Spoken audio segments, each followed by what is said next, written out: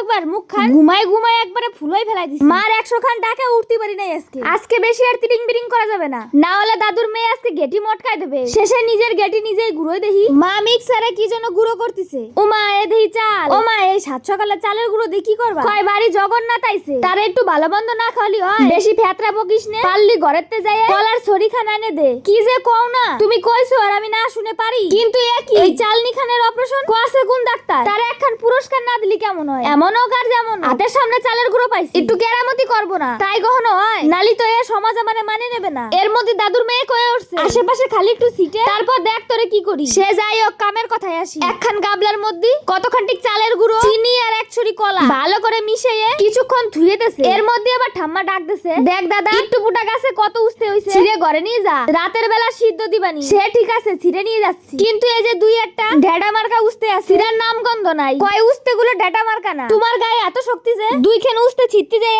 একবারে আগে বাদে নেছো। দূর দূর কি যে কোষ নে, একবারে ছিঁড়াই তুলা। ঘরে যায় দেখি তেল গরম বসাই দিছে, আর এমনই গরম করছে লাস্টে কড়াইয়ের কান ধরে টানি নামাইছে। এরপর গরম তেলের মধ্যে বড়াগুলো দিয়ে লাল লাল করে ভাজে নামাই নিলাই হয়ে গেল আজকে কলার বড়া। এইগুলো এখন নিয়ে যায় জগন্নাথরে ভোগ দেবে। কিন্তু সেই ভিডিও আমি তোমাকে দেখাতে পারলাম না। তো বন্ধুরা, আমার এই মিনি ব্লগ তোমাদের কাছে কেমন লাগলো অবশ্যই কয়ে যাইও। দেখা হবে পরের ভিডিওতে। এখনকার মতন বাই।